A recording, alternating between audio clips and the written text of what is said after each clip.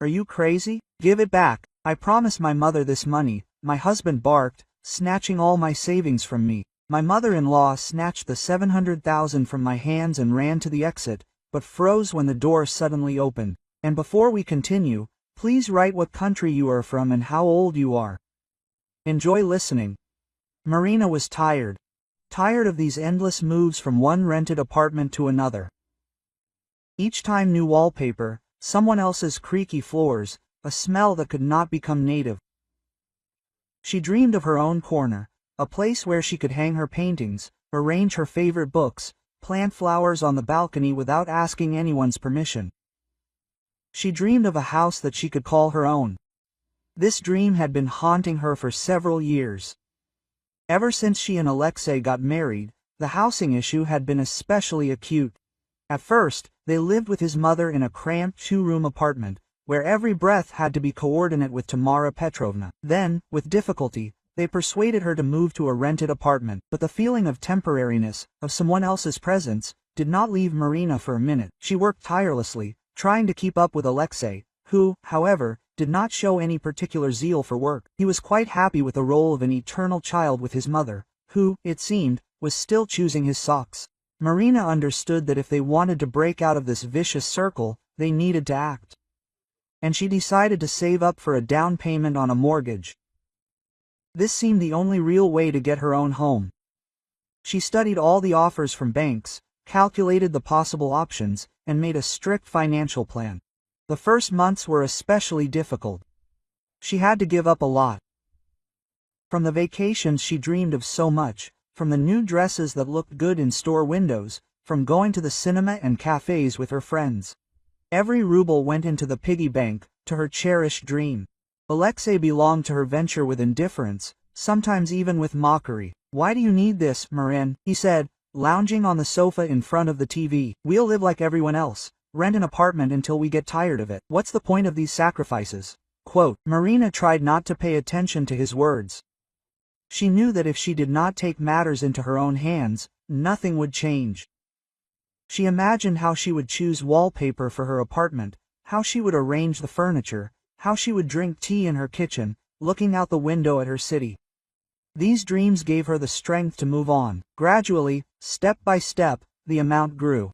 Marina put aside every bonus, every part-time job, every ruble she saved. She even began to knit to order in order to increase her income. Alexei, seeing her stubbornness, sometimes grumbled that she worked too much, that she needed more rest, but he was in no hurry to help. The tension in the marriage was growing imperceptibly, like a crack in glass. Petty quarrels, omissions, mutual reproaches. All this poisoned their lives.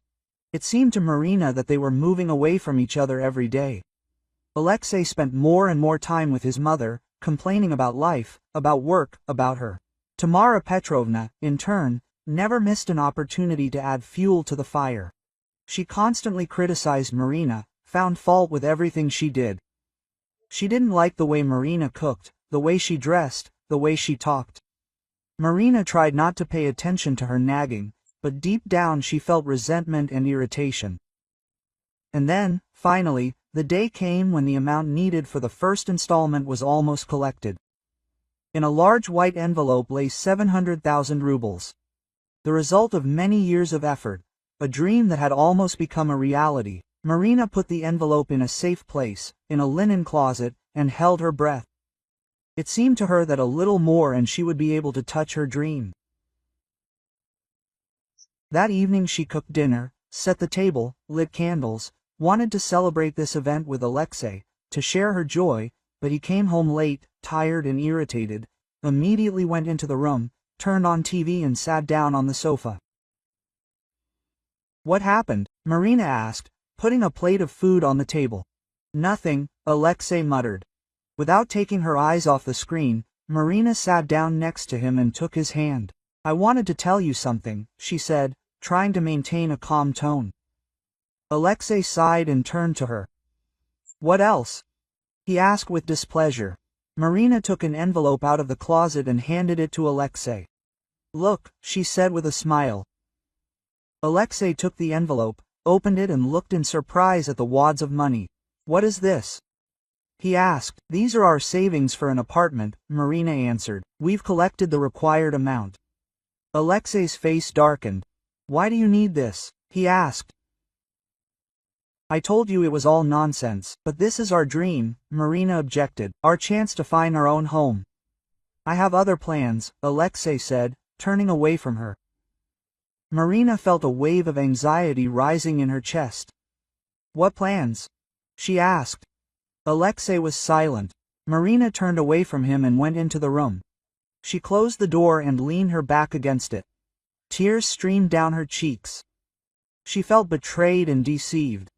All her dreams had collapsed in an instant. The next day, Alexei returned from work. His face was tense and somehow alien. Marina sensed something was wrong even before he opened his mouth. He hesitated in the hallway, avoiding her gaze. And this was completely unlike his usual indifferent behavior. Usually, he would just pass by, throwing a routine hello, not even asking how her day went. Today, however, it was as if he was preparing for a difficult conversation. Marina, here's the thing, he began, stumbling and crumpling his hat in his hands. His voice sounded unnatural, as if he had memorized a text that was not his. Mom has problems. Marina's heart sank. She knew that something unpleasant would follow these words. Intuition told her that it was connected with her savings, with that very envelope that she hid in the closet like a treasure. What problems? She asked, trying to remain calm, although everything inside was already clenched into a tight lump. Alexei shifted from foot to foot, as if seeking support in the carpet under his feet. Well, she's in debt, big debts, he muttered, avoiding Marina's eyes. She needs money urgently. Marina was silent, waiting for him to say more. She already knew exactly what he would say, but she needed to hear it from him to believe what was happening. She asked for help, he finally squeezed out, and there was a pleading sound in his voice. Well, you understand, Mom, after all. And what are you suggesting? Marina asked, trying not to show either the anger or the despair that was rising in her like a wave. Well, maybe we could give her this money, Alexei babbled, looking at her with guilty eyes. Everything inside Marina went cold. She expected this, but still wasn't ready. 700,000 rubles, years of deprivation, denying herself everything, postponed dreams of new clothes, of a short vacation, of a simple trip to the cinema. All this for the sake of the dream of her own home, of her own corner where she can feel like the mistress. And now Alexei, under pressure from his mother, asks her to give it all away. Are you serious? She asked, trying to control her voice. Are you suggesting that I give all my savings to your mother so that she can pay off her debts? Alexei pulled his head into his shoulders, as if expecting a blow. Well, this is Mom, he repeated like a wind-up toy. She's not a stranger, and who am I? I broke away from Marina. Who am I to you? I worked like a horse to save up this money. I denied myself everything. And you're just ready to give it to your mommy? Don't say that, Alexei snapped. For the first time, irritation sounded in his voice. She's in trouble. We have to help her. Quote, and who will help me? Marina asked, and tears were heard in her voice. Who will help me make my dream come true? Who will give me back the years I spent on these savings? Don't be dramatic, Alexei waved it off. We'll earn some more. It's not the last money in the world. No, Alexei, Marina said firmly. It's my money. I earned it, and I'm not going to give it away. Anger flashed in Alexei's eyes. He clearly didn't expect such a rebuff. He was used to Marina always giving in, always making compromises, but this time she was adamant. Quote, you don't understand, he muttered through clenched teeth. Mom is very upset. She says you're selfish and only think about yourself. And what has she done for me? Marina retorted. Besides constant criticism and reproaches, she believes that I should be grateful to her for the fact that I live in her apartment. But this is my life, Alexei. Quote, and I want to decide for myself how to live it. Alexei looked at her silently. His face was distorted with anger and helplessness. He was caught between two fires, between a mother who was used to ordering him around, and a wife who had shown character for the first time. "Where is the money?" he asked sharply, holding out his hand. "You won't get it," Marina answered, pressing her hands tightly to her chest. Alexei took a step forward, his eyes burned with rage. "Give me the money the good way," he whispered. Marina stepped back, feeling fear rising in her. She had never seen Alexei so angry. "I won't give it to you," she repeated in a trembling voice. "They are mine, and I will decide for myself what to do with them." Suddenly Alexei grabbed her hand and tried to snatch the envelope. Marina screamed, resisting with all her might. A struggle ensued. Alexei was stronger, and he snatched the envelope from her hands. At that moment, Tamara Petrovna appeared in the doorway. She stood on the threshold, smiling triumphantly, as if she were watching a performance. "Well done, Alyoshenka," she said, holding out her hand.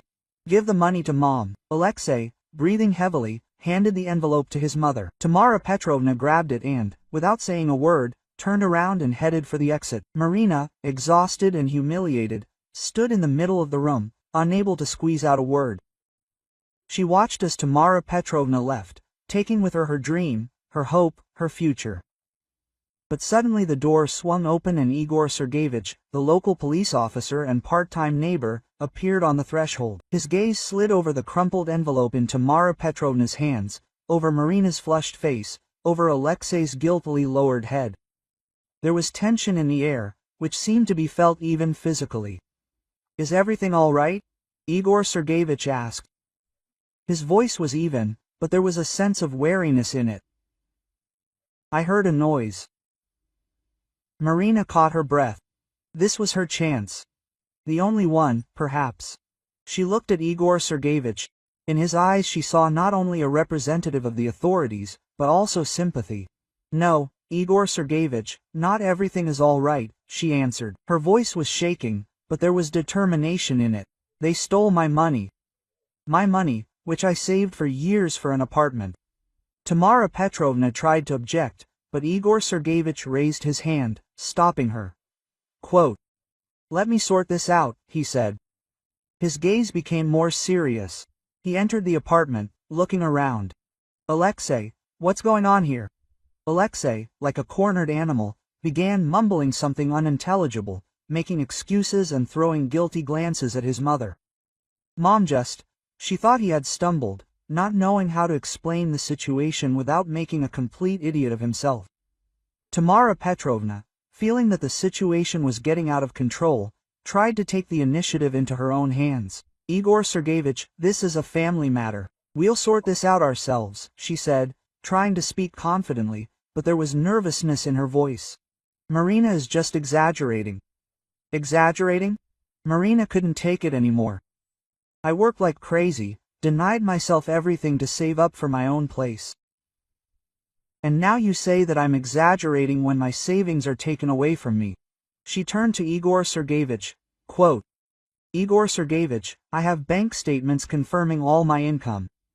I can prove that this money is mine.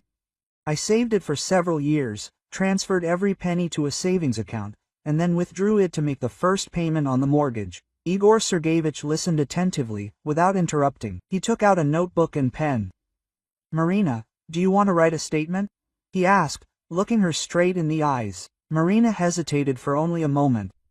Fear, uncertainty, hope. Everything was mixed up in her soul. But determination prevailed. She could no longer allow them to push her around. "Yes, I do," she answered. Her voice sounded firm. "I want to write a statement about the theft." Tamara Petrovna turned pale. She clearly did not expect such a turn of events. Alexei looked at Marina with horror and incomprehension. He always considered her quiet and submissive, incapable of such a step. "Marina, think about it. We are a family," he exclaimed, trying to bring her to her senses. "Don't do something stupid." "Stupid?" Marina smiled bitterly. "Stupidity is living with a man who puts his mother above his wife. Stupidity is allowing someone to take away the dream you spent so much effort on." Quote, "No, Alexei, I will not do anything stupid anymore." Igor Sergeyevich suggested that they write a statement right there and then. He sat down at the kitchen table, took out a form and began asking questions. Marina told him everything in detail, starting from the moment she decided to save up for an apartment and ending with Alexei snatching the envelope with money from her. Tamara Petrovna tried to interrupt, to justify herself, to convince Igor Sergeyevich that it was a misunderstanding, that they would return everything. But Igor Sergeyevich was adamant. He explained to her that the misappropriation of someone else's money, even if it happens within the family, is a criminal offense. Tamara Petrovna, I understand that you wanted the best, he said. His voice was calm but firm. But you must understand that your actions can entail serious consequences. Marina has the right to contact the police and initiate a criminal case. Quote, Tamara Petrovna completely lost heart. She realized that she had gone too far, that her manipulations and thirst for control had led to her finding herself in a very unpleasant situation. Alexei tried to persuade Marina to withdraw her statement. He swore that his mother would return the money, that they would settle everything, but Marina was adamant. She felt that if she backed down now, she would lose herself completely. Alexei, it's not about the money, she said, looking him in the eye. It's about the fact that you've always put your mother above me. You've never taken my feelings, my wishes, into account. I can't live like this anymore. Quote, Tamara Petrovna turned pale, as if a bucket of ice water had suddenly been poured over her. Fear flashed in her eyes, usually full of self-confidence and contempt. She obviously realized for the first time the possible consequences of her actions. Criminal prosecution was not an empty threat, but a very real prospect. Her hands, still clutching the ill-fated envelope, trembled slightly. Alexei tried to justify himself, muttered something unintelligible about maternal duty, about temporary difficulties, but his voice sounded unconvincing and pitiful. The situation was clearly out of his control. He was used to his mother always solving all the problems, and now that things were getting hot, he was confused and didn't know what to do. Mom, why are you silent? Tell him that we will return the money, Alexei pleaded, turning to Tamara Petrovna. There was panic in his voice. Igor Sergeyevich, maintaining an unperturbed appearance, calmly watched what was happening. He understood that the main thing now was not to press, but to allow the situation to develop on its own. He had already seen many such family dramas and knew that words spoken in a fit of emotion often turn out to be the most truthful. Marina stood leaning against the wall and watched this scene with some detachment. Conflicting feelings raged inside her. On the one hand, she felt relieved that the truth had come out and she had a chance to get her money back. On the other hand, it was painful for her to see her marriage falling apart, to see the man she once loved turn out to be so weak and dependent on his mother. Alexei, it's too late, Marina said quietly, looking him straight in the eyes. You decided everything yourself. She pushed herself away from the wall and walked up to Igor Sergeyevich. I'll write a statement, she said firmly. I want everything to be according to the law. Tamara Petrovna tried to object, but Igor Sergeyevich interrupted her. Citizen, calm down. You have the right to a lawyer and can testify later. Quote, the main thing now is to ensure the safety of the material evidence, he said, pointing to the envelope in her hands. Tamara Petrovna, realizing that resistance was useless, silently handed the envelope to Igor Sergeyevich. He, without saying a word, counted the money and put it in a bag. That same evening, sitting at the kitchen table in the presence of Igor Sergeyevich, Marina wrote a statement. Each word was difficult for her. She described everything as it was. The long years of savings, the deception, and the theft. Tears involuntarily flowed down her cheeks, but she did not stop. She knew that she had to do this to protect herself and her future. Alexei sat next to her, his head down, and silently watched her. He tried to say something, begged her to change her mind, promised that he would fix everything, but Marina did not listen. She no longer believed a single word he said. Having finished writing the statement, Marina signed it and handed it to Igor Sergeyevich. He carefully read the document and certified it with his signature and seal. Quote, now it's up to us, he said, rising from his chair. We will conduct an investigation and take all necessary measures. Igor Sergeyevich said goodbye and left, leaving Marina and Alexei alone. A heavy atmosphere hung in the silence. Marina, forgive me, Alexei whispered, looking into her eyes. I didn't want everything to turn out this way. You always put your mother above me, Alexei, Marina answered, not looking away. I can't live like this anymore. But I love you, Alexei exclaimed. Love is not just words, Alexei, Marina answered. It's also actions. And your actions say something else. Marina didn't sleep a wink that night. She remembered all the years she had lived with Alexei and understood that their relationship had long since outlived its usefulness. She was tired of his infantilism, of his constant dependence on his mother, of his unwillingness to take responsibility. She realized that she had been living someone else's life, obeying someone else's rules. The next day, Marina made her final decision. She filed for divorce. Alexei tried to dissuade her, begged her to give him another chance, but she was adamant. She knew that this was the only way out for her, the only way to gain freedom and start a new life. The divorce was finalized quickly and without any problems. Alexei did not interfere, realizing that he was to blame for everything. Marina took her things from the apartment and moved back to her mother. Free from the marriage mustache and with the money returned, Marina decided to fulfill her long-standing dream, to buy her own apartment. She began to work actively again, putting aside every penny. She understood that she would have to rely only on herself, but this did not frighten her. On the contrary, she felt a surge of strength and energy. She studied ads for apartments for sale, visited new buildings, talked to realtors. She wanted to find exactly the place that would become her real home, her fortress, her personal space. After several months of searching, Marina found a suitable option. A small one-room apartment in a new residential complex on the outskirts of the city. The apartment was still unfinished, but this did not bother her. She imagined how she would furnish it to her taste, how she would create coziness and comfort. Marina took out a mortgage and became the full owner of her first apartment. She was happier than ever before. She felt free and independent. She knew that many difficulties awaited her ahead, but she was ready for them. She believed in herself and her strength. The first thing Marina did was renovate the apartment. She chose the wallpaper, tiles, and plumbing herself. She wanted everything to be perfect, so that every detail reflected her individuality. When the renovation was finished, Marina began furnishing the apartment with furniture and decor. She bought only those things that she really liked, that brought her joy and inspiration. Soon Marina's apartment turned into a cozy and stylish nest. It had everything she needed for a happy life. A comfortable bed, a spacious closet, a functional kitchen, a cozy sofa, a TV, books, and flowers. Marina loved spending evenings in her new apartment. She read books, watched movies, listened to music, cooked delicious meals. She enjoyed the peace and quiet that reigned in her house. She invited her friends and colleagues to visit. They admired her apartment and her ability to create coziness. Marina was glad that she had a place where she could receive people dear to her. Marina was no longer afraid of the future. She knew that she would succeed. She believed in herself and her dream. She knew that a new, interesting, and fulfilling life awaited her. And all this was due to the fact that she once found the strength to change her life and go her own way. The apartment became a symbol of her independence, her freedom, and her new life.